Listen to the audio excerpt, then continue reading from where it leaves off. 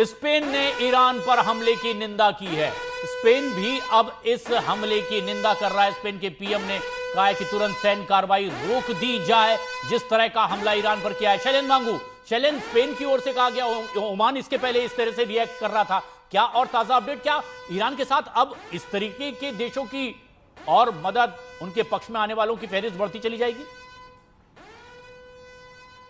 देखिए, ये कुछ कंट्रीज की तरफ से स्टेटमेंट सामने आया है, ओमान की तरफ से, और जो आपने अभी जिक्र किया जिस देश का, लेकिन बड़ा स्टेटमेंट जो अभी तक आया है वो रूस के विदेश मंत्री लावरोव की तरफ से आया है। लावरोव ने आपसे कुछ देर पहले बात की है ईरान के विदेश मंत्री अरागची से, और उन्होंने इस पूरे मसले को लेकर उन्होंने बातचीत की कि जो हमला हुआ है उसके बाद ईरान क्या कुछ कर रहा है उनको ब्रीफ किया गया रशिया को, और रशिया की तरफ से ये कहा गया है कि अमेरिका ने जो किया वो गलत किया, और इसी बीच ईरान की तरफ से कहा गया कि वो इस पूरे मामले को लेकर आप आने वाले दिनों के अंदर यूनाइटेड नेशन सिक्योरिटी काउंसिल यानी कि यूएन सुरक्षा परिषद में इस मुद्दे को लेकर जाएगा, और वहां पर रूस भी मदद करने वाला है ईरान की। तो ये बड़े लेवल पर अब इस मुद्दे को उठाया जाएगा यूएन सिक्योरिटी काउंसिल में। लेकिन देखिए, आज भी यूएन सिक्योरिटी काउंसिल के पास वो पावर्स नहीं है कि जो वॉर को रोक पाए, क्योंकि यही तो एक बड़ा सवाल भी है शैलेन, जो बात आप कह रहे हैं कि अब अगर यूएनएससी में ये चले भी जाए, आप वहां पर वर्बली कह दें, पेपर रख दें, वहां स्थिति भी अगर बता दें, क्या इससे ये जो इरादे दोनों ओर से हैं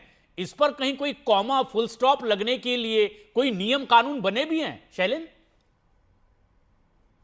बिल्कुल नहीं। देखिए, जब खुद P5 कंट्रीज में जिसमें अमेरिका है वो इस वॉर में इन्वॉल्व है, रशिया की अगर हम बात करें तो वो यूक्रेन वालों इन्वॉल्व है, चाइना भी इस तरह के एक्शन में इन्वॉल्व रहता है, तो ऐसे में जाहिर तौर पर यूएन के पास वो टीथ नहीं है, वो पावर्स नहीं है, वो किस तरह के जंग को रोक पाए। हालांकि उसका क्रिएशन ही इस मकसद से के लिए हुआ था कि वर्ल्ड वॉर 2 के बाद वर्ल्ड वॉर 3 ना हो जाए, लेकिन जिस दिशा में ये पूरा माहौल बनता चला जा रहा है, तो ऐसे में जो बड़ी पावर्स हैं वही यूएन को दरकिनार करके इस तरह के एक्शन ले रही है। लेकिन अब अहम बात यह है कि भले ही इसको यूएनएससी में लेके जाया जाएगा, एक इंटरनेशनल मंच पर इनको इस बात को रखा जाएगा, लेकिन अहम बात यह है कि फिलहाल ईरान जो है वो प्रैक्टिकली यानी कि मिलिटरी भी है वो अकेला पड़ गया। क्योंकि देखिए, अगर हम कंपेयर करें यूक्रेन के साथ में, यूक्रेन के समय हमने देखा है कि पूरा यूरोप यूक्रेन के साथ खड़ा है, यहां तक कि जो यूरोपियन कंट्रीज है उन्होंने अमेरिका से हथियार खरीद कर भी यूक्रेन तक पहुंचाए हैं। लेकिन ईरान ऐसा देश है जहां पर इस तरह की मदद उसको नहीं मिल पाएगी। तो ये बड़ा सवाल है कि वो कब तक सस्टेन कर पाएगा इस वॉर को, क्योंकि ईरान के पास उस लेवल का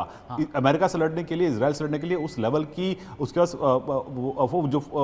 जो तैयारियां नहीं है उस तरह की, इस तरह के उसके पास हथियार नहीं है, इतने मिसाइल उसके स्टॉक में नहीं है, स्टॉक पाइल में नहीं है। तो ये बड़ी बात आप कह रहे हैं शैलेन की, ये जो सपोर्ट की बात कही जा रही है कर्नल दानवीर कि तुरंत युद्ध रोक देना चाहिए, ईरान के पक्ष में स्पेन का आ गया, ओमान का बयान आया, जुबानी बयानबाजी से कितनी मदद मिलेगी, और क्या जो लोग ये बयान दे रहे हैं, फिर रूस का जो जेस्चर सामने आया है, क्या आपको लगता है कि सीधे युद्ध में कूदने वाली स्थिति बनती भी दिखाई देगी इनकी ईरान के पक्ष में?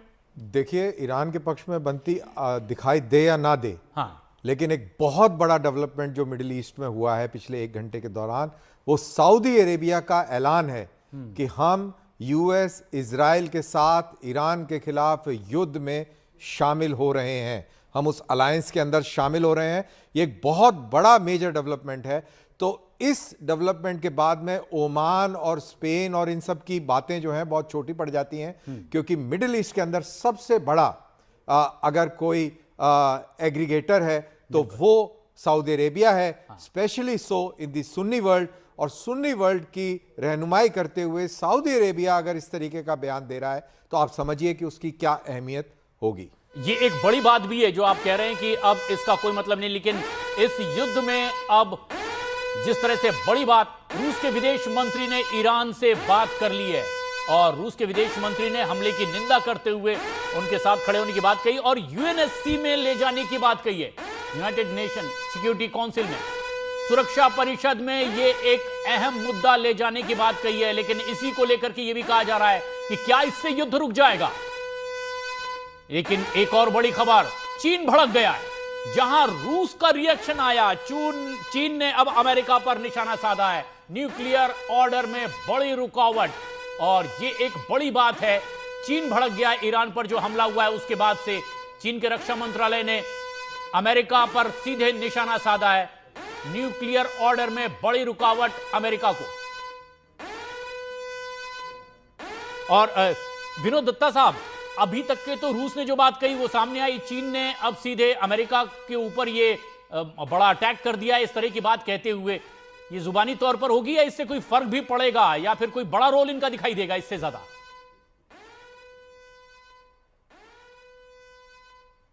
आपकी आवाज शायद दर्शकों तक नहीं पहुंच पा रही। देखिए, कर्नल दानवीर साहब ने बड़ी अच्छी बात बताई थी कि साहब अगर सऊदी अरेबिया इस युद्ध में कूद जाता है या उसने अपनी इच्छा जाहिर की है कि वो यूएस, क्योंकि उससे पहले भी उसने स्टेटमेंट दिए थे कि अमेरिका को ईरान के ऊपर हमला करना चाहिए, तो ये जो समीकरण बनते जा रहे हैं ये मतलब वर्ल्ड वॉर की तरफ जिस तरह से अलायंसेस बन रहे हैं या ग्रुपिंग्स बन रही हैं, अगर आप वर्ल्ड वॉर 1 और 2 को देखें तो उसी तरह के समीकरण बनते नजर आ रहे हैं। रशिया ने ऑलरेडी अपना स्टेटमेंट दे दिया है। चाइना किसी काइनेटिक ऑपरेशन में मेरे लिहाज से नहीं कूदेगा, क्योंकि चाइना का लक्ष्य ये है कि साहब मैं एक सुपर पावर का सपना देख रहा हूं, वो कोई इस तरह के एंटेंगलमेंट में नहीं, प्रत्यक्ष रूप से नहीं आएगा, लेकिन अप्रत्यक्ष रूप से वो ईरान की मदद करेगा। और अगर मतलब रशिया का उसको सपोर्ट रहता है ईरान को, तो वो अमेरिका के लिए एक काफी मतलब एक बहुत बड़ा प्रश्न चिन्ह लग जाएगा, क्योंकि रशिया अगर देखिए रशिया के कोलैबोरेशन से वहां कई न्यूक्लियर जो संयंत्र हैं उस पर काम हो रहा है। रशिया ने पहले भी ये स्टेटमेंट दिया था कि अगर मेरे न्यूक्लियर इंस्टॉलेशंस पे अगर कोई हमला हुआ तो अमेरिका के लिए वो ठीक नहीं होगा। तो इन सब चीजों को देखते हुए, और देखिए ईरान ने भी ये स्टेप अगर लिया है क्योंकि सबसे अदावत उसने ली है, तो इसके पीछे यकीनन एक अश्योरेंस रहा होगा, चाहे वो रशिया से हो या चाइना से हो। तो सामरिक तौर पे उसको मदद मिलती रहेगी, लेकिन हाँ फिर भी क्योंकि ईरान इस पोजीशन में नहीं है अभी भी कि साहब वो अमेरिका को हेड ऑन ले सके। लेकिन आप देखिए आजकल युद्ध दो देशों के बीच में नहीं होते हैं। आप रूसो यूक्रेन वॉर इसका एक बड़ा ज्वलंत उदाहरण है।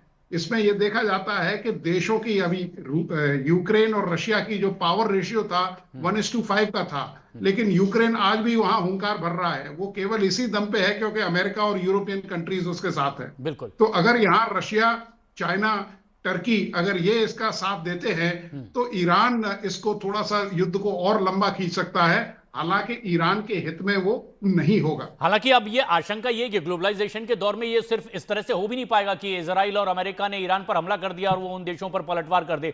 अब ग्लोबलाइजेशन के दौर में तो ये तो सब होना ही है, लेकिन कर्नल दानवीर, क्या ये थर्ड वर्ल्ड वॉर की ओर इशारा है? क्या उधर बढ़ता हुआ आप इस जंग को देख रहे हैं? देखिए, वर्ल्ड वॉर के अंदर पूरी दुनिया को बढ़ता देखना अभी थोड़ा सा जल्दबाजी होगी, लेकिन वर्ल्ड एट वॉर जरूर है। चाहे वो यूरोप हो, चाहे वेस्ट एशिया हो, चाहे आपका साउथ ईस्ट एशिया और ईस्टर्न वेस्टर्न पैसिफिक हो।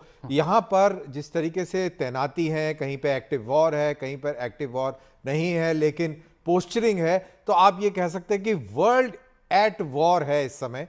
वर्ल्ड वॉर जैसी परिस्थितियां आप कह सकते हैं कि जैसे वर्ल्ड वॉर, जैसे दत्ता साहब बता रहे थे कि वर्ल्ड वॉर के ईव पर जिस तरीके की परिस्थितियां थी, आप कह सकते हैं कि उस तरीके की परिस्थितियां हैं, बट अभी वर्ल्ड वॉर कहना मेरे ख्याल से ज्यादा होगा। वर्ल्ड एट वॉर कहें तो ज्यादा ठीक रहेगा।